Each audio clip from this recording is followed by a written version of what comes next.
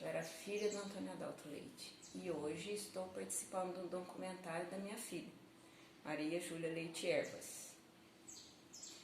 E fala pra mim, você já era nascida e quantos anos você tinha quando o acervo começou a ser colecionado?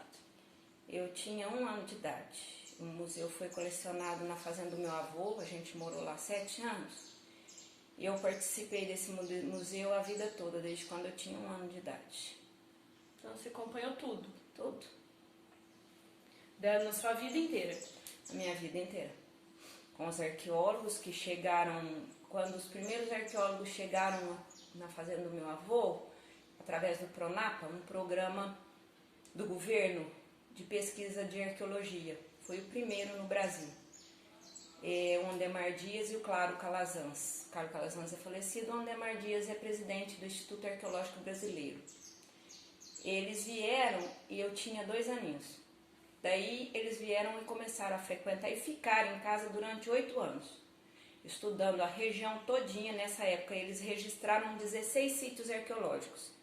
Depois eles voltaram há 4 anos atrás, não, 6 anos atrás, o Ondemar esteve aqui, já conheceu o museu na cidade e se apaixonou mais ainda porque nós já tínhamos feito muito mais descobertas, né? Então você viu da coleta das peças, como que era feita essa coleta de peças, o recebimento das peças foi todo pelo meu avô, foi por doação, como que existiu? A maioria das peças foram doações, as pessoas gradeavam a terra e achavam, né, os artefatos e chamavam meu pai para desenterrar, porque até a chegada do meu pai e o que o Ondemar passou para ele, ninguém sabia o que era isso. Porque machadinho eles achavam que era pedra de raio, que você não poderia levar para dentro de casa, que o raio cairia nessa pedra e levaria ele de volta. Que seria uma pedra mágica.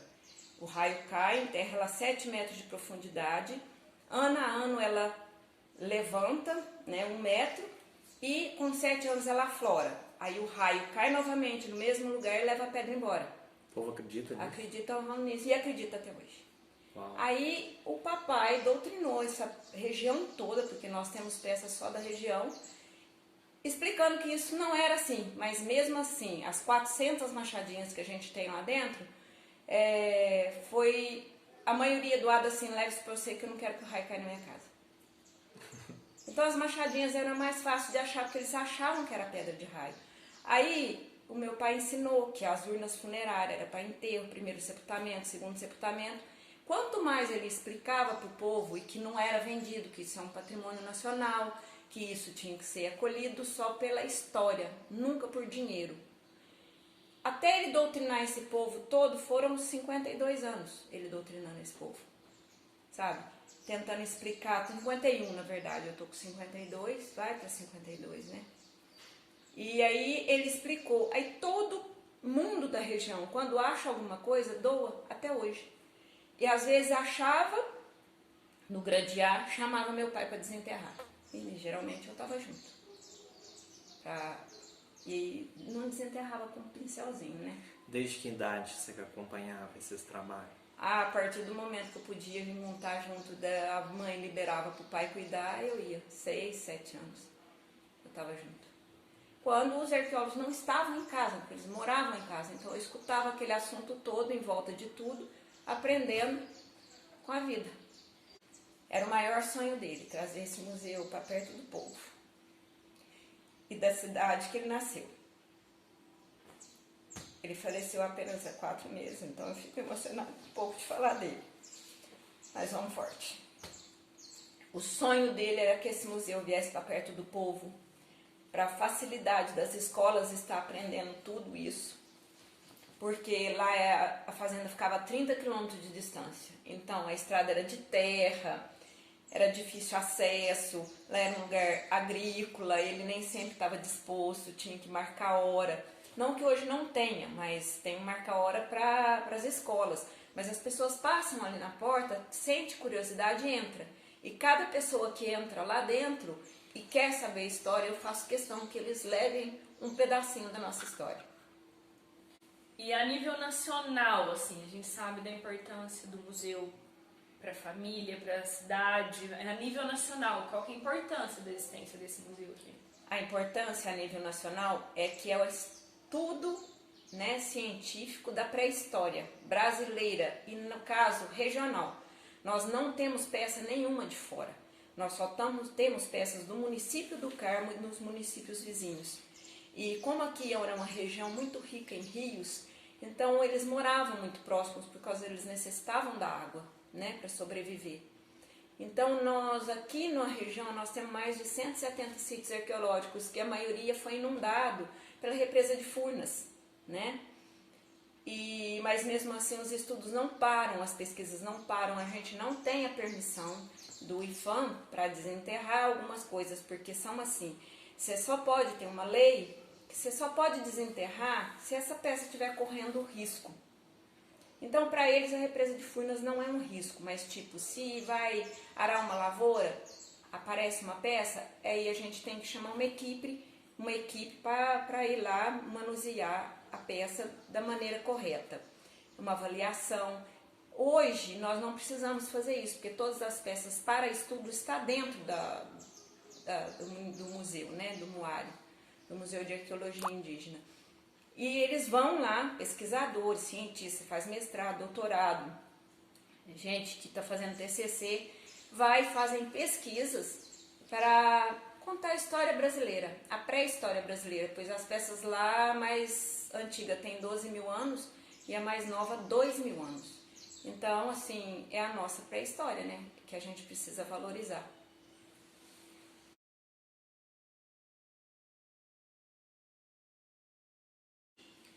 Desde receber as pessoas, né, e ser uma anfitriã dentro do museu e de contar a história das peças que eu presenciei, o achado, para que elas servem, como eles faziam na época, até catalogar as peças, né, junto com os arqueólogos ou sozinho, como eles me ensinaram, fazer a relação de georreferenciamento e toda a papelada necessária para o patrimônio de arqueologia, que ao longo do tempo ficou burocrático, né, e a gente faz todo esse trabalho de catalogação, receber, dar entrevistas, né, para vários canais, divulgar o museu. No caso, eu sou tipo, não faço tudo dentro do museu. Todo o trabalho de um museu que é separado, né, quem restaura, eu mesmo sei restaurar, se necessário. Então, todo esse trabalho que tem uma equipe dentro do museu para fazer, todo esse trabalho sou eu mesmo sozinha que faço. Entendi. E sabendo que agora, o Fiel Depositário do museu, né, já há 10 anos, né, arqueológico, o município, quais as melhorias que poderiam trazer maior benefício para a população em geral? Bom, o museu foi restaurado pelo FUNPAC, o CONPAC, Conselho de Patrimônio, e que faltava uma rampa. Essa rampa foi colocada, né, para acessibilidade. Então, assim, o que a gente precisa melhorar no museu? Criar interesse das pessoas, para as pessoas saberem a importância da gente saber a nossa história do nosso país, da nossa pré-história. O povo precisa ver e enxergar e a gente levar isso às escolas para essas crianças terem a noção da importância tamanha que tem esse museu aqui numa cidade tão pequena, de 20 mil habitantes. Um museu da magnitude que nós temos aqui é digno de exterior, do lugar onde tem os maiores museus na Europa. Nós já tivemos visitantes da Europa, uma italiana teve aqui e ela ficou deslumbrada. Queria de todas as formas que a gente fosse lá na Europa, conhecer as peças deles, estudar para comparar que muitas coisas que a gente tem aqui é idêntica de lá. Então ela queria me colocar em contato com o professor de arqueologia dela. E assim, o nosso museu é conhecido mundialmente, ele é de um valor descomunal. Então, O nosso trabalho perante a Secretaria de Cultura é o desenvolvimento isso das crianças, para elas virem aprender, dar importância para a cidade, trazer os turistas, sim, mas trazer pesquisadores, faculdades, para engrandecer e aumentar o conhecimento, né? Porque essas faculdades, elas fazem estágios em museus tão distantes, faculdade de História, por que não pode ser um estágio aqui no nosso museu? Então a gente teria que ter parcerias com faculdades para desenvolver esses estágios aqui. Eles vêm, fazem pesquisa, mas por conta própria, não através de uma faculdade. Apesar das faculdades já visitarem o museu. Mas isso a gente precisa divulgar e ampliar. Fazer um projeto nesse campo. Falando um pouco das peças do Museu da Acervo, nós temos mais de 4.000 peças. Aproximadamente, porque cada caco é uma peça, cada caco você pode estudar e tirar informações dele. Então ali a gente tem machadinha, tembetá labial, tembetá de orelha, que são os brincos colares, fuz de fazer rede, machadinha semilunar, lítico lascado seria o ponta de flecha, a ponta de lança, cachimbos e gaçabas, que são as urnas funerárias de primeiro sepultamento, com duas ossadas dentro, exatamente como foram enterradas. E gaçabas de segundo sepultamento, porque na verdade ali dentro a gente tem 16 mortos, temos mão de pilão, pedra de funda, quebra-coco, E tem também utensílios de história natural, né? Dente de animal. Tem o dente de animal, porque eles faziam colar com dente de animal e eles eram enterrados com todos os seus pertences. Então a gente separou o dente de animal com o dente deles quando achava as ossadas, né? Então a gente separava. Assim, é riquíssimo. Somos visitados por pessoas que são apaixonadas em museu. E a maioria que entra lá fala que nunca viu um museu tão rico num lugar tão pequeno. São encantados pelo museu.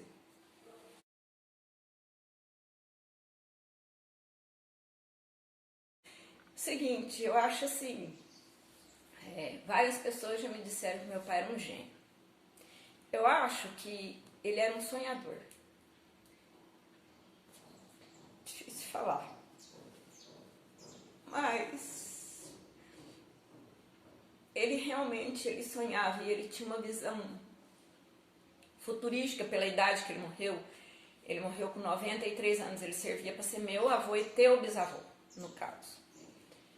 E a visão dele de história, sem nunca ter feito história e nem arqueologia, a mania dele começou porque ele queria colecionar.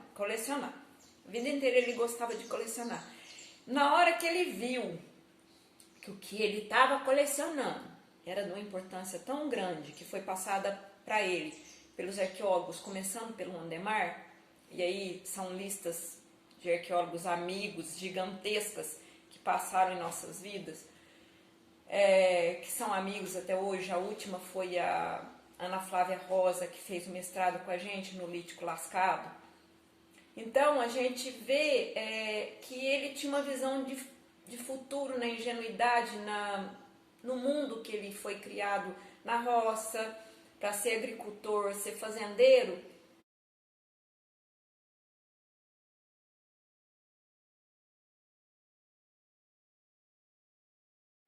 Eu sou a Suzana, filha do Antônio Adalto Leite, e estamos aqui com o professor Juninho, que praticamente foi criado junto com ele, e a gente vai fazer uma entrevista com ele para ele contar as histórias do meu pai que ele viveu.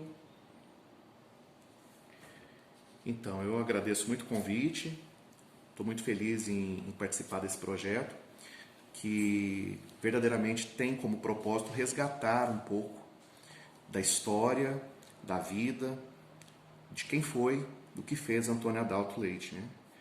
Um homem realmente sem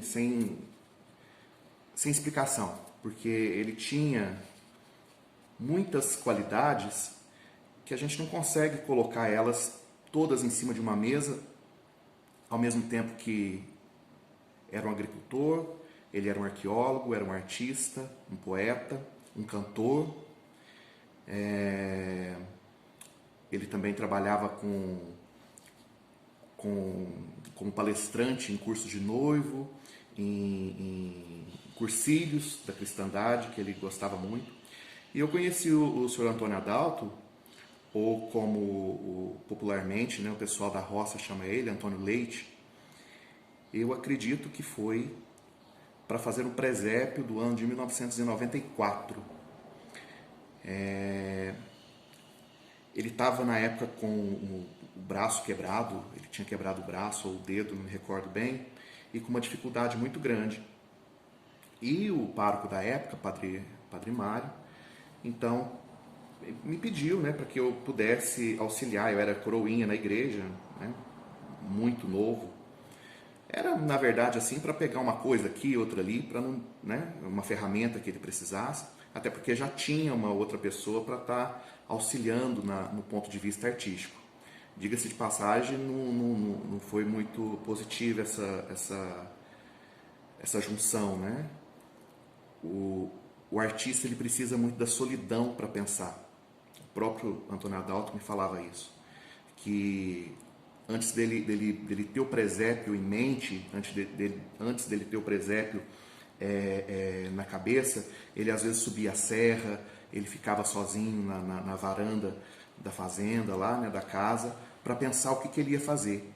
E ali ele concebia a ideia e depois traduzia aquela ideia, né, no altar da igreja matriz. E isso foi mais ou menos uns 35, 36 anos de cenários diferentes para narrar o nascimento de Jesus, sem nunca ter repetido nenhum tema ou nenhum modelo, né? Aquela concepção de Jesus, Maria, José e o menino nascido numa casinha, aquilo não existia para o São Antônio. Ele sempre queria fazer com que Jesus tivesse um modelo novo, um jeito de nascer novo, no meio do povo, e com uma curiosidade muito interessante, no meio do povo carmelitano. Porque quando ele começava a fazer o presépio, ali na minha inocência de criança, né, meus 8, 9 anos, né, eu andava com ele numa caminhonete que ele tinha, depois passou por um corcel, enfim. E ali a cidade inteira começava, né, a comentar. Já vai começar a fazer o presépio, o que você vai fazer esse ano, né? Qual que é o tema, o que vai usar. E aí ele, todo entusiasmado, virava assim: eu dou vida ao presépio do povo pobre de Carmo do Rio Claro. Demorou para eu entender isso, mas com o tempo eu fui entendendo que ele queria dizer que o ter presépio, né, ter as peças que compõem o presépio, até um tempo atrás, era algo extraordinário, era algo para famílias que tinham posses, né? Então a maioria das famílias não tinham condição de ter um presépio em casa. Então aonde que elas iriam se identificar com o nascimento de Jesus? Na igreja. Né? Então ele dizia o seguinte: dar vida ao presépio da igreja seria como se ele estivesse dando vida a cada presépio de cada casa, de cada lar. E ali, quando eu disse do silêncio do artista, né, que ele vai conceber a obra e tudo mais, já começava a nascer as coisas que ele trazia para o presépio. Aí eram coisas das mais variadas possíveis. Cabaça, né, que para qualquer pessoa que olhasse naquilo era uma cabaça, mas para ele era uma flor. Para ele era algo, né, que não era simplesmente uma cabaça ou fruto de uma cabaça. Ele já enxergava muito além daquilo que, né, qualquer outra pessoa conseguia enxergar. Esse presépio aqui, que foi do ano de 1996, ele usou uma florzinha muito própria do Cerrado, chamada Pompom da Serra. Isso aqui deu um trabalho, gastou quase uma semana, porque cada florzinha, cada pompom tinha que passar verniz, tinha que colar. E a gente fazia isso com uma delicadeza muito grande, porque ele dizia: nós temos que fazer o melhor, porque é para o menino Jesus que nós estamos fazendo. Então, a gente montava todo um cenário, né? Eu ali, enquanto mero aprendiz, E ele ainda perguntava para mim assim, quando eu aposentar, você assume o meu lugar? E eu dizia, e repito, não mudei a minha opinião, eu falei assim, Sr. Antônio, eu não dou conta de assumir isso sozinho. Né? Eu não me sinto capacitado para assumir isso sozinho. E assim, enquanto ele caminhou fazendo esses presépios, montando esses cenários de presépio, eu estive ao lado dele. Depois houve uma mudança, né, de administração paroquial e o São Antônio já estava com a saúde um pouco debilitada e quem assumiu, né, a paróquia achou por bem mudar um pouco o estilo, né, vamos dizer assim, dos presépios e outra pessoa começou a fazer a montagem desses presépios. Né? E alguns anos depois, acredito que uns 4 anos depois, outra mudança na administração, né, paroquial, trouxe para a cidade um padre que, preocupado em restaurar um pouco desse modelo que o São Antônio Adalto inaugurou de presépio, né, que era um presépio diferente, um presépio vivo, realmente que tinha a ver com o povo, o convidou para fazer o presépio. Foi o último presépio que ele fez, né? Mas aí ele já não estava mais como, vamos dizer assim, ator principal do presépio, ele já ficou um pouco como coadjuvante, no sentido de ficar sentado, passando as ordens, no caso para a filha dele, para a Suzana, e a Suzana foi montando. Mas era uma coisa assim muito interessante, porque muitas vezes a Suzana fez parte também da equipe, né, nos auxiliando, e filho de peixe, peixinho é. Então a Suzana tinha suas ideias artísticas também, mas ele não aceitava não. Ele batia o pé, né? E quando ele foi ficando mais velho, quase que batia a bengala mesmo, né? A gente às vezes podia até ter uma ideia que na nossa concepção iria ficar melhor, mas ele não aceitava que aquela ideia fosse colocada em prática. Uma outra coisa muito interessante que me chamava a atenção dele é a questão da persistência e perseverança. Antônio Adalto era um homem muito perseverante e o cume artístico, né, o ápice da arte, se dava naquilo que ele realmente gostaria de usar. Uma ocasião a gente fazia um presépio com pedras brancas, tal, não sei o quê. E ele olhou para mim, era por volta de umas 2 horas da tarde. Eu assim estava um pouco aliviado, porque eu falei assim, hoje vai acabar, né? A gente vai terminar com isso hoje. Ele olhou para mim e falou assim, eu passei no trevo da ventania e vi uma pedra lá, acho que vai dar certinho para colocar aqui onde está faltando. Eu ouvi aquilo e falei, tudo bem, né? Que bom para pedra, né? Pensei comigo. De repente ele começou a pegar a chave, pegar uma coisa, pegar outra. Ele olhou para mim e falou assim, vamos? Eu falei assim, vamos aonde? Vamos na ventania buscar pedra. Né? Então era assim, se ele queria né, algo, uma pedra que estivesse no alto da Serra da Tormenta, ele ia atrás dessa pedra no alto da Serra da Tormenta. Isso independente se ele tinha condições ou não, se ele ia chamar algum amigo, porque ele, sendo uma pessoa muito influente no meio político, às vezes nem sempre o prefeito que estava no poder era uma pessoa vamos dizer assim, do gosto dele, mas ele arrumava alguém, uma pessoa ou outra, que tirava trator da roça para trazer pedras aqui até na igreja. Né? Já aconteceu mais de uma vez. Né? E, enfim, sempre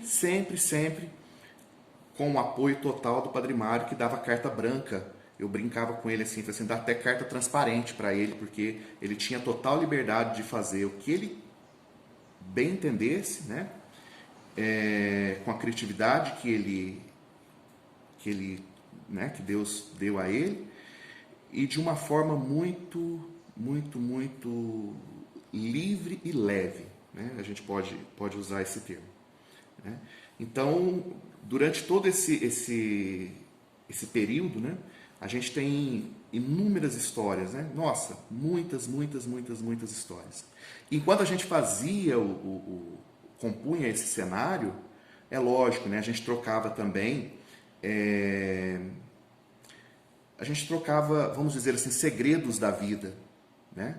E nesses segredos, como foi gostoso crescer ouvindo um ancião, uma pessoa extremamente sábia, me aconselhando, me dizendo coisas que naquele momento, naquela hora, daquele jeito, eu tinha que escutar. Então, eu posso dizer assim que eu fui privilegiado porque a minha adolescência, né, 13, 14, 15 anos, toda ela foi marcada por esses ensinamentos. Eu recordo quando eu fiz 14 anos, ele me deu um canivete. E ele falou assim, agora que você já está mais velho um pouquinho, você pode andar com canivete, porque é um absurdo um homem não ter um canivete na bainha, né? Foi o que ele usou.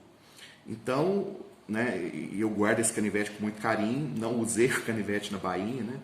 Acho que faz parte da nossa geração, se a gente sair com canivete aí hoje vai ficar um tanto quanto estranho. Mas como ele, né, morava na roça e tudo mais, faz parte do dia a dia dele, né? Então ele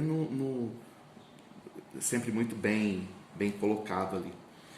Então você olhar, você analisar isso, né, do ponto de vista sacro, você começa a analisar, era um homem de muita fé? Muita fé. Uma fé que a gente não encontra em livros, uma fé que a gente não encontra em devocionário, uma fé que a gente não encontra a gente encontra no povo. É uma fé muito simples e ao mesmo tempo muito complexa. Por quê? Porque ele queria dar sempre o melhor dele para aqueles que precisavam. Houve um ano que o São Antônio chegou para mim e disse assim, eu agora estou cansado de fazer presépio aleatório, eu vou seguir o tema da campanha da fraternidade. Acho que isso começou mais ou menos no ano 2000.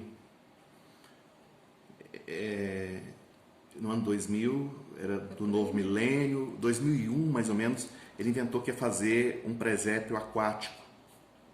E fez. Né? Cobriu de lona, foi um espetáculo. As pessoas queriam saber, ficavam se perguntando, né, como é que aquela água movimentava. Eu também acompanhei de forma muito próxima a chegada da modernidade chinesa com ele aqui, porque antes as luzes eram luzes simples e lâmpadas grandes, né, que se usavam com cores, 3 cores primárias ali, sem muito recurso, né? E de repente chega o famoso pisca-pisca, né? Eu tinha por volta de 9 anos, mais ou menos, subi até o topo da igreja, né? Uma altura imensa, e dali desceu uma árvore de Natal para ela coroar todo o presépio, né?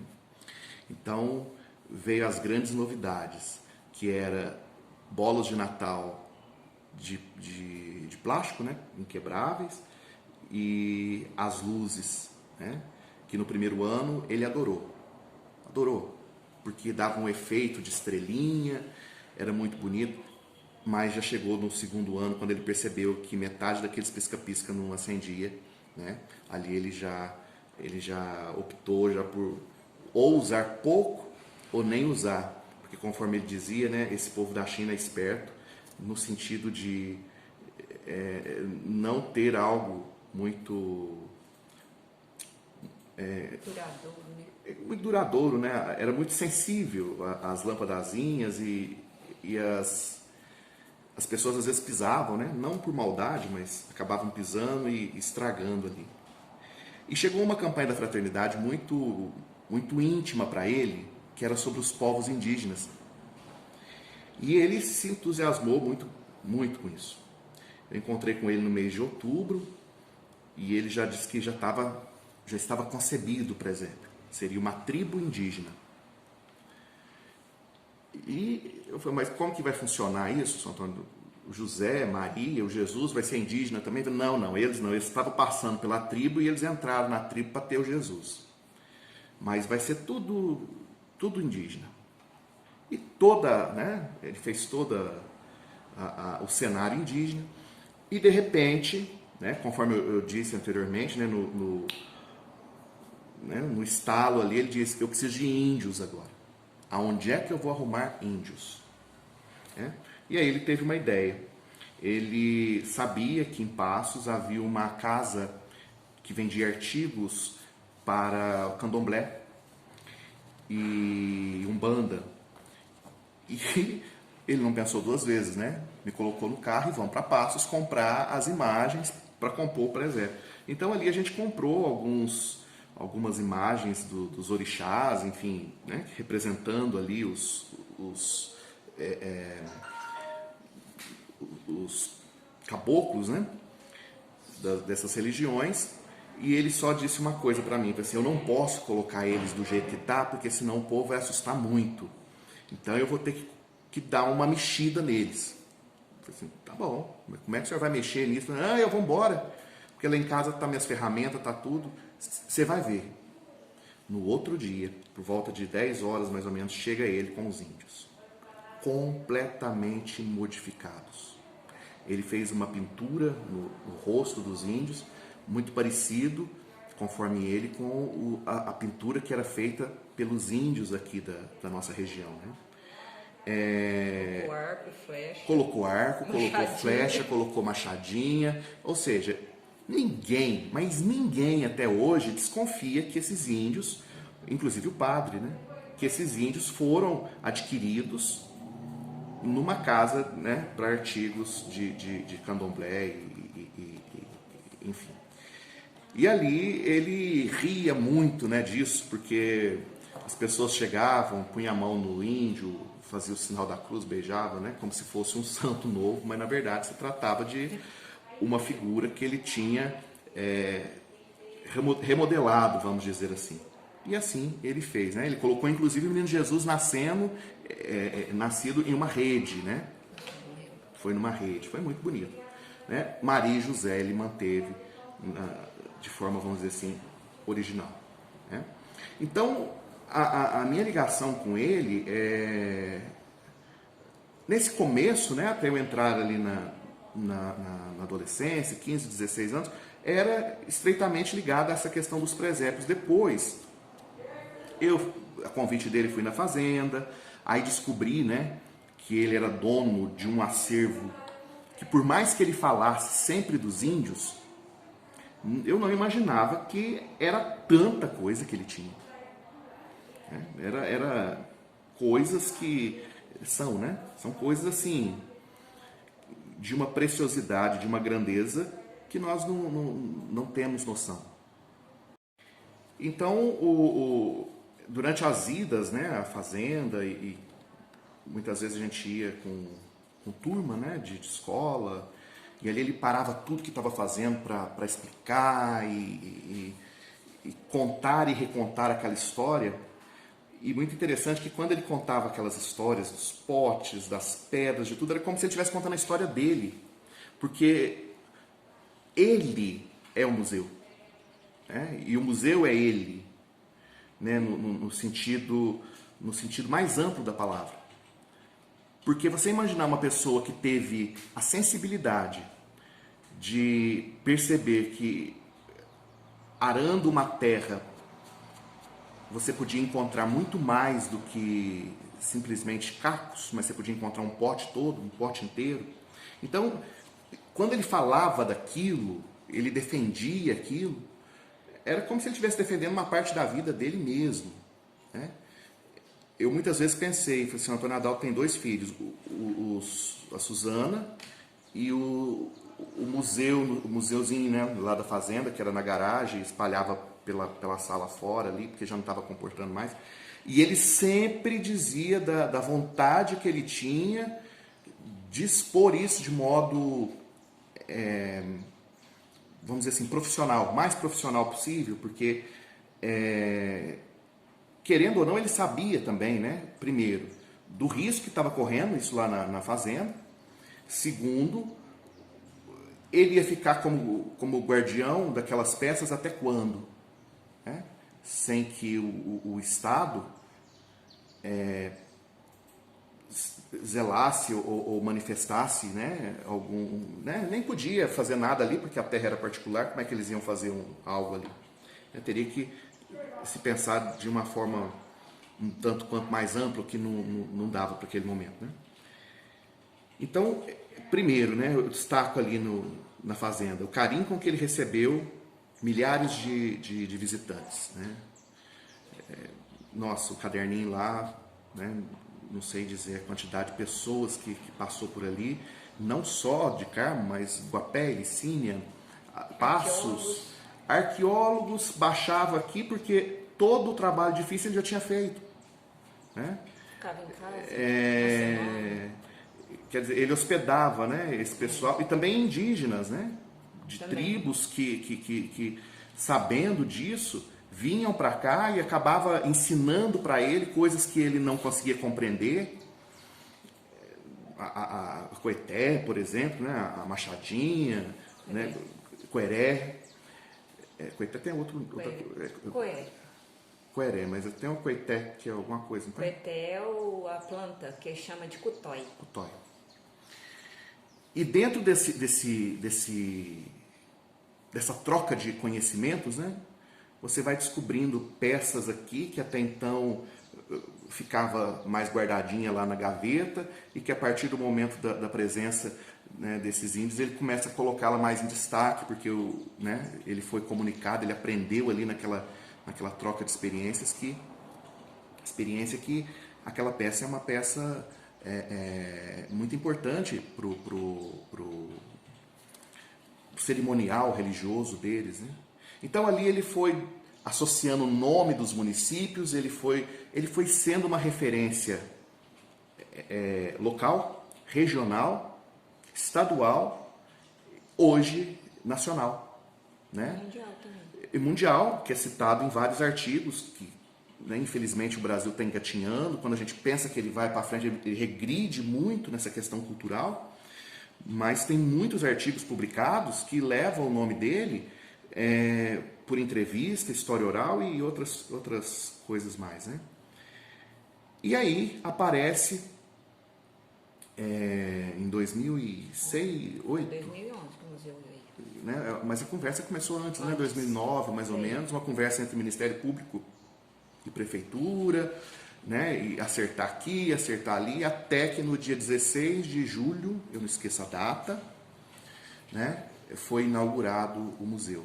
Ali, se você colocasse uma criança de 5 anos que tinha acabado de receber um presente de Natal e colocasse o Antônio Adalto próximo, o olhar do Antônio Adalto na abertura, né, na inauguração do museu, na alegria que ele estava, olha, já né, o que viesse ali era lucro.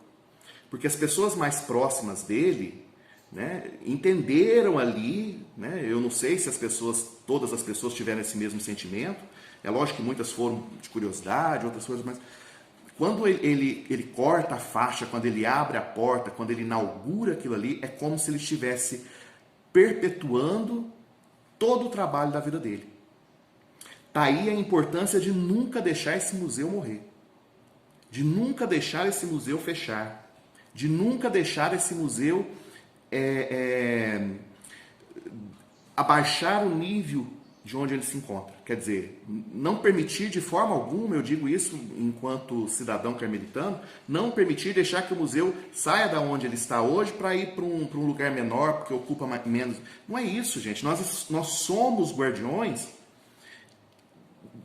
daquilo que os portugueses não conseguiram contar, a historiografia europeia não contou de 1500 para cá. Quer dizer, toda escrituração que pode vir a ser realizada, porque não tem, né, do começo do Brasil, da arqueologia brasileira, né, nós temos o maior número de peças no Brasil. Então nós não podemos realmente deixar que isso morra de forma alguma, de jeito nenhum. E o senhor Antônio Adalto, ele sabia disso, ele sabia da importância disso, né, para o Brasil. Ele sabia da importância disso para a cidade, ele sabia da importância disso para o Estado. No ano de 2011, eu recebi um convite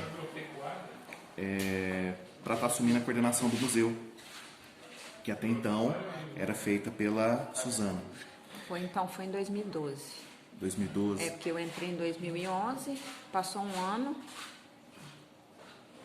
que eu estava lá e entrou você. Então, uma coisa que eu tomei muita cautela, né? Tomei muito cuidado na época, foi de avisar primeiro a Suzana e depois o próprio Antônio Adalto, né? E a resposta dele, né? Porque ele não ficou satisfeito com a situação, não era para menos, mas a resposta dele é: cuide de lá, cuide para mim até que as coisas se normalizem. E durante um ano e 3 meses mais ou menos, que nós ficamos à frente lá do museu, né, que eu fiquei como coordenador do museu, eu tentei cuidar dessa máxima que ele pediu, né? Cuide dessas peças. E cuidou, muito bem. Como até que as coisas se normalizem, né? Graças a Deus se normalizou. E no começo, enquanto eu estava lá na coordenação, ele não ia no museu, vamos dizer assim. Depois de uns 3 meses, ele percebeu, falou: não, o problema aqui não é com você. Então ele ia na missa às 9 horas e depois ele ficava lá comigo, né? Então sempre falando muito sobre a questão política, né? Antônio Adalto, ele tinha uma veia política muito forte. Ele foi vereador, né? Ele foi vereador aqui por 2 mandatos, né? Numa época que O vereador não recebia, não tinha salário. Não tinha salário. Ele foi secretário da Câmara, né? Inclusive eu já tive a oportunidade de ler as atas que ele escrevia, né? De uma maneira muito, muito clara, muito objetiva, e sempre olhando para o lado das pessoas que não tinha voz nem vez. Eu recordo muito bem, era uma das vezes que a gente estava fazendo presépio, ele chegou muito, ainda brincava com a Suzana, né? Aqui que esse presépio aqui deu muito trabalho, e nessa época que ele não estava muito bem, né? Quer dizer, quando eu digo que ele não estava muito bem, porque ele chegava sobrecarregado. Então ele tinha feito um protesto em frente ao Banco do Brasil. Eu lembro disso. E chegou a queimar um saco de café. Eu muito novo, aquela coisa, né? Eu achava bonito, falava: nossa, ele né? Mas depois, quando eu fui crescendo, que eu fui analisando, né, os gestos, as falas, né, a postura dele, enquanto uma pessoa que não estava ali para fazer bagunça, para aparecer, não, nada disso não. Ele estava ali para fazer acontecer algo que quem estava no poder não estava vendo, né? E a frase dele ficou muito marcada para mim, né? Que ele, além dele fazer o discurso lá, ele chegava na igreja e repetia o discurso para mim. Ele dizia assim, na ocasião: que onde está o Banco do Brasil, no passado foi um cemitério, e que ali naquele momento presente, salvo engano foi 98, 99 mais ou menos, uma coisa assim, estava sendo um cemitério, mas não de mortos, de ricos. Perdão, não de mortos, mas de vivos. Os agricultores estavam sendo enterrados lá. Os agricultores estavam sendo enterrados com juros muito altos, essa coisa toda. Isso mesmo. Então, aquilo ali, esse fato, né, de lutar pelos... E quando eu digo agricultor, eu não estou falando grandes fazendeiros, não. Era pequenos sitiantes, pessoas ali da região do Barreiro, dos Leandros, Furna, né, e pega a Ilicínia, ou seja, ele chegava: como que eles vão sobreviver? Eles plantam um pouquinho de café, tem que entregar tudo para o banco, não sei o que. Então isso, né, essa questão social dele era muito forte, muito gritante, né? Se seguia algum partido, se tinha uma posição... Nessa época não tinha essas coisas, não. Até poderia era ter, muito diferente. mas ele estava muito mais preocupado com a pessoa humana, com o bem-estar da pessoa, ou seja, com o pobre, né? Que era algo que, imagina, você não tinha aqui na cidade, né, sindicatos, não tinha nada que representasse essa classe. Ou você tinha uma pessoa com a coragem que ele teve, e não foi nenhuma, nem duas vezes, foram várias vezes, né? Uma outra ocasião também, ele fechou o trevo da cidade. A polícia chegou e disse, aqui vocês não podem ficar, né? E ele simplesmente pegou a caminhonete que ele tinha e virou no trevo. Travou, fechou a estrada. E fechou, né? E pôs pneu para queimar. Porque em uma manifestação, se você tem alguém para liderar, as outras pessoas tomam coragem, né? E aí faz a coisa acontecer. Veja, não era bagunça, não era baderna, estava apenas reivindicando melhorias para a questão da agricultura, que ele era um grande representante, né, de tudo isso. Uma das histórias que o Sr. Antônio Adalto me contou durante os nossos intervalos de presépio, enquanto a gente estava fazendo lá, é a forma, né, que ele viveu a sua adolescência, né? Ele, primeiro, uma coisa interessante, que ele sempre foi uma pessoa dada à arte, no sentido até mesmo de enfeitar os bailes, né? As comemorações que tinha, ele enfeitava os bailes, festas de casamento, ele também cuidava da ornamentação dessas festas. O interessante é que essas ornamentações eram todas feitas com aquilo que a natureza nos oferecia aqui, com uma ornamentação típica do Cerrado. A gente não tinha recurso, né? Tinha que fazer com o que tinha. Mas alguma coisa assim me chama atenção, porque as chamadas flores de horta, né? Rosa, antúrios, tudo mais, ele não gostava daquilo não, ele gostava mesmo do rústico, né? Numa ocasião ele diz que a dona Ana Lemos era festeira e enfeitou todo o altar da Nossa Senhora do Carmo com flores confeccionadas de papel crepom, enroladas, e existe foto, né, disso, que teria ficado muito bonito, né? E eu uma vez perguntei para ele o que ele tinha achado, ele falou que tinha ficado uma porcaria, né, que tinha ficado um péssimo gosto, porque papel não tem vida se você não colocar vida nele. Faltou. Você não tinha idade, o mas dedo. Você não lembra. Na baile de debutante, o último baile de debutante que teve na cidade foi o meu, né, quando eu fiz 15 anos, né? Porque a gente na época só ia ao baile se a gente fizesse o baile de debutante. Então os pais apresentavam a gente para a sociedade para a gente poder ir no carnaval, ir num baile. Antes disso não podia. E a gente não ia, nem na praça, nem em lugar nenhum, ficava dentro de casa. E o último baile de debutante que teve aqui foi o meu. E ele enfeitou o clube inteirinho com flor, e as pétalas eram feitas de adubo, saco de adubo de plástico. Você era muito novinho, não dava não. E a samambaia de barranco. A samambaia de barranco. A samambaia de barranco era flores gigantes azuladas, porque ele pintou elas de azul e decorou o baile inteirinho. Coisa mais linda, parecia flores de cristal. Que é o enfeite que você falou, que se você não der vida, né? É a questão da vida. Uma coisa assim, interessante que talvez foge, né? Muita gente não conheceu a matriz antiga, né? E ele me disse certa vez que o padre da época convidou ele para fazer uma pintura, pintar a matriz, né? E ele olhou para o padre e falou assim: eu pinto, mas você vai ter que me dar autorização para usar a cor que eu quiser, porque essa cor que está aqui está muito feia.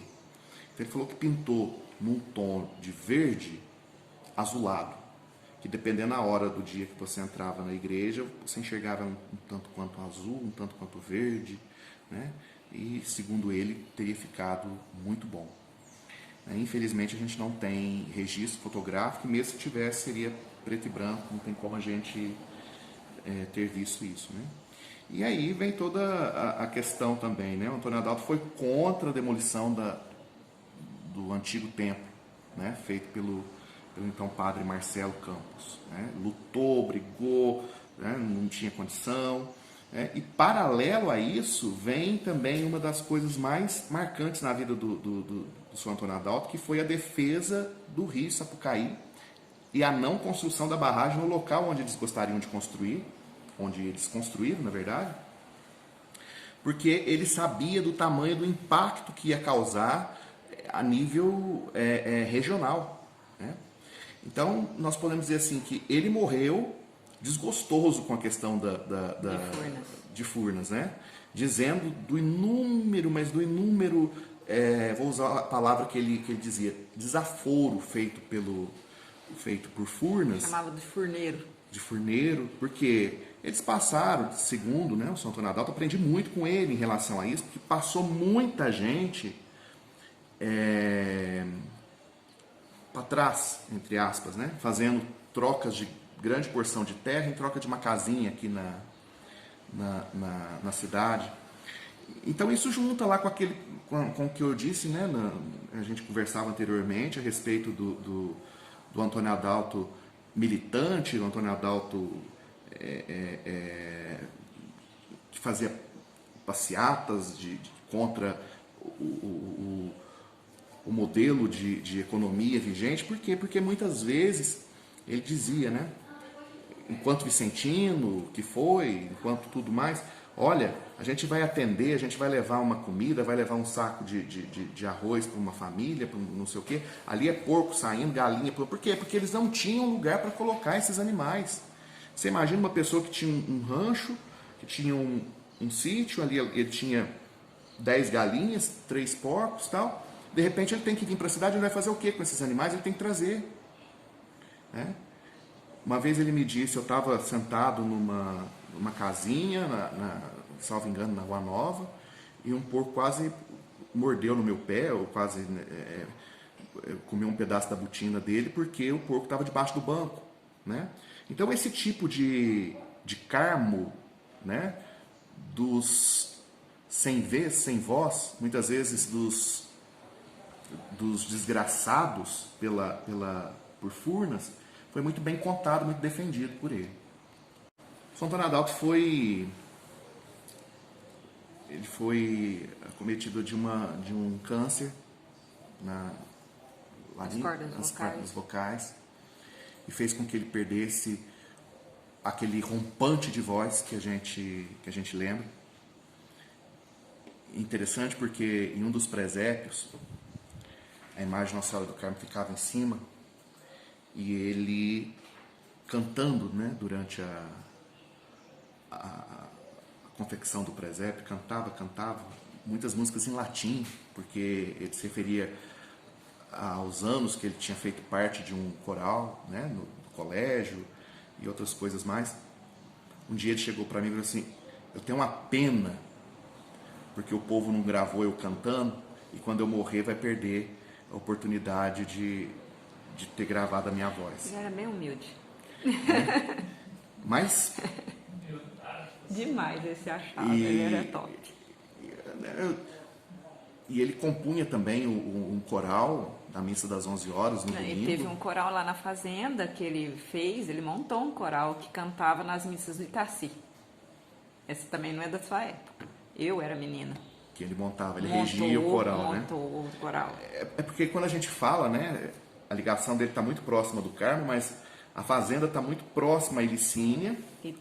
Itaci. Então, toda aquela região ali, né, ele tinha, né, e eles têm ele como grande referência e grande liderança.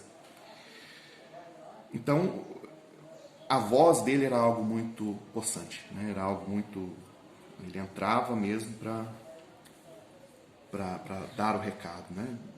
E quando ele perde a voz, ele também perde o paladar, né? Ele perde alguns alimentos, ele comia e não sentia o gosto, principalmente o doce, né? Ele só sentia doce, o sal e o azedo, o amargo, o sabor das coisas perdeu tudo. Então, foram anos, não? Uns 10 anos. Foi, né? Uns 10 anos. Né? Se curou, mas ficou. Eu me recordo também que numa das andanças, ele dizia para mim: olha, você tá vendo aquele senhor ali na rua, não sei o quê? Pois é, ele é mais novo que eu 1 ano. Ó que tristeza que ele tá. Tá custando aguentar. Se ele herdar, não vai ver o Natal desse ano, né? E quando ele visitou o asilo? Por quê? Aí ele foi me contar, né, o segredo dele. Eu sou da terra, nado, anda a pé, ando descalço. Agora aquele lá, o que ele fez? Ficou sentado atrás de uma mesa, mexendo com papelada a vida inteira. Ah lá, tá só o restinho. Né? E aí vem algo assim muito, muito peculiar, né? O carinho que ele tinha com os amigos, né? Era algo muito grande. Seresteiro, né? Gostava muito de visitar o lar do idoso, né? Que ele chamava ali de... Lá tinha velho, ele não era velho. Não, lá tinha... Ele falava que ia visitar os velhos, né? Ele não era. E na maioria das vezes, todos eram mais novos do que ele. E ele chamava lá de um nome, ele não chamava lá de lar do idoso, né? Asilo, ele chamava de Vila Vicentina. Vila Vicentina tinha muito velho e ele foi lá visitar. Eu falei, e o senhor? Eu acho que eu tô ficando velho. E uma coisa que me marcou profundamente, mas profundamente mesmo. Eu perdi meu pai no dia 13 de dezembro de 2006.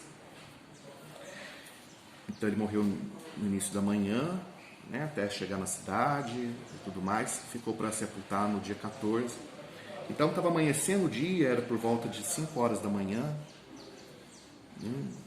Um friozinho assim de amanhecer. Eu lembro que eu estava na porta do velório e de repente desponta aquela figura ímpar na cidade, né? Aquele senhor, a barbinha, esguio, já com uma bengala na mão, e vindo em minha direção, né? A sensibilidade do momento faz a gente relembrar tudo que a gente passou. Ele chega, me abraçou e falou assim: olha, não vou falar nada para você, eu só quero que você saiba que eu estou aqui. Então, acho que a gente não faz amigos, né? A gente reconhece amigos.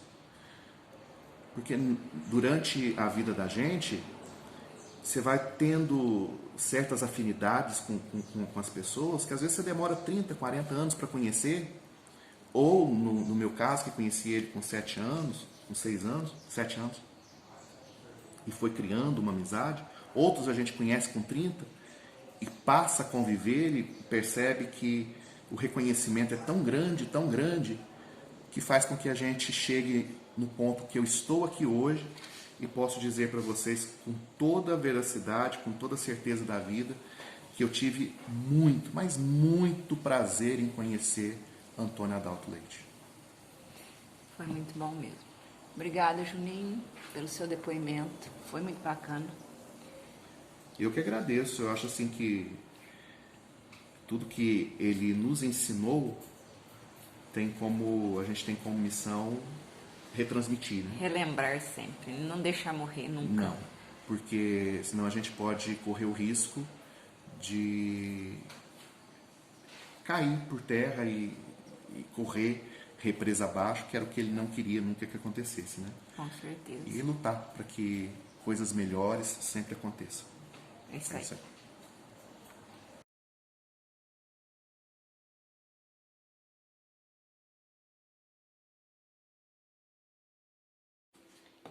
Aqui a gente tem um relato que a minha avó, com a letra da minha avó, mãe do meu pai, escreveu o nascimento de todos os filhos.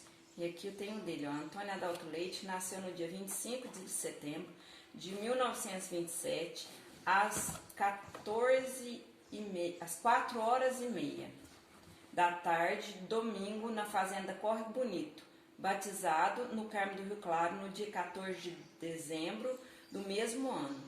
Serão padrinhos prezada cunhada Maria José e o que é isso aqui, gente? E o Antônio do Ó e a irmãzinha Valda, pelo cônego Francisco. Nossa, não dá. Faria, eu acho que é. Assim, a vista já não ajuda, mas olha que bacana. Tem todos os filhos que ela anotou. A letra dela era bonita. Aqui, ó, é uma procissão Itaci, sem a represa de Furnas, carregando a imagem com uma procissão aí daqui. Muito legal, né? Ele na minha avó, meu avô e ele na fazenda que ele nasceu. Córrego bonito. Os três aqui, assim, né? Traz pra perto. Mais pra perto.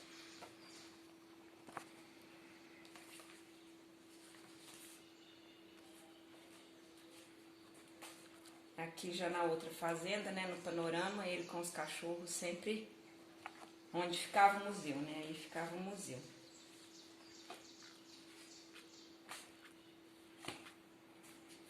As obras de arte dele, essa aqui é uma delas, ó.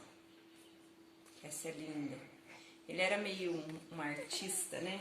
E fazia os presépios? Os presépios. Aqui, ó, esse é um presépio que ele fez. Um dos, né, presépios. Nós temos, o Juninho tem um álbum que o Juninho ajudou a vida inteira, desde 9 anos de idade. Júnior Oliveira, ele a fazer esses presépios. Hoje eu e o Juninho fazemos presépios no lugar assim. Tomamos o posto e a gente continua fazendo os presépios dele, só que na Sagrada Família. Olha que gracinha. Primeira escolinha que ele frequentou, ele. A irmã dele lá no Córrego Bonito, na fazenda que ele nasceu, né? Era professora, tia Olga. E ele, com os meninos da colônia, montava a escolinha. Ele e o irmão dele, tio Osvaldo. Olha que bonitinho. Aqui tem as relação dos nomes, quem tá nessa escola. Esse aqui foi um dos arqueólogos que ajudou a trazer o museu para o Carmo, Edson Luiz Gomes. Ele foi vereador, né? No Carmo. Esse é um carro alegórico que ele fez, né? Esse quadro é maravilhoso. Eu sou apaixonada nele. Esse é um dos bonitos quadros de pedra que ele fez. Outro carro alegórico. Aniversário da cidade. Olha a Praça do Carmo. Foi ator, fez São Pedro numa peça. Na Semana Santa, ele era São Pedro. Quando ele atuou. Há quanto tempinho faz? Outra obra de arte dele, essa também tá guardada. É difícil de pôr na parede, essa é muito grande. Ele foi uma das pessoas que lutou para não vir Furnas, né? E aqui é quando Furnas veio e eles estavam transportando muita coisa com barco, né? Porque tinha lugares que não tinha acesso. Ele na peça, cadê? Aqui a gente tem um álbum inteirinho só dos presépios que ele fez durante uma vida inteira, que ele nunca repetiu nenhum. Olha, foram dezenas de presépios, cada um diferente do outro. E a gente tenta seguir a mesma linha, não repetir também. E assim, olha, são vários, cada um mais bonito que o outro. Olha, essas palmeiras todas, essa deu palpite, não esqueço disso. Ele ia fazer as palmeiras, eu falei pra ele fazer elas assim, ele me obedeceu. Ficou bonito. Olha, coisa mais linda. Os presépios dele, cada ano era uma coisa. Olha esse que lindo. Parecia que tinha um espelho de água. Embaixo era uma... Eu não lembro o que era. Eu sei que era uma transparência, assim, muito linda. Cada ano uma coisa diferente. Esse era esse aqui também era maravilhoso. Tudo em pedra. E assim vai as histórias do Antônio Adalto. Família. Essa família dele, ó. Meu avô, minha avó, ele. Esse aqui é ele. Todas elas, esse aqui, tio Osvaldo, tio Zé Flávio, tia Valda, mãe do Ângelo Leite Pereira, tia Isabel, tia Olga. Eu acho que o tio Osvaldo, esse é o tio Francisco. Também tem família bonita, né? Aqui, Ele tocava acordeon, né? Ele fazendo, uma vez fizeram um manifesto de fechar, os agricultores, fechar a rodovia para não passar, acho que pelo preço do leite, jogavam os leites fora, ele sempre estava presente, fazendo as manifestações dele. Ele mais de idade, né? Com os irmãos Francisco, Tia Cléia e Osvaldo. São tantas lembranças, né? Fazendo cerco na fazenda. É tanta coisa. Ó, andava de bota. Olha os carros antigos. 90. Essa foi a entrevista que ele deu nesse dia dessa manifestação. Veio essa repórter do SBT fazer a cobertura. Pra variar, tava ele lá. Sempre. Sempre lá. Tanta coisa. É uma caixa de lembranças gigantesca de fotos. Olha como que era a foto colorida antigamente. Como se coloria foto antigamente. Estranho, né? Era a mão. Mais presépios, ó. É o carro dele, Corcel, que ele adorava. Mais presépios. Ele e o Ângelo Leite Pereira, os dois novinhos, olha. Estavam fazendo alguma lição, hein?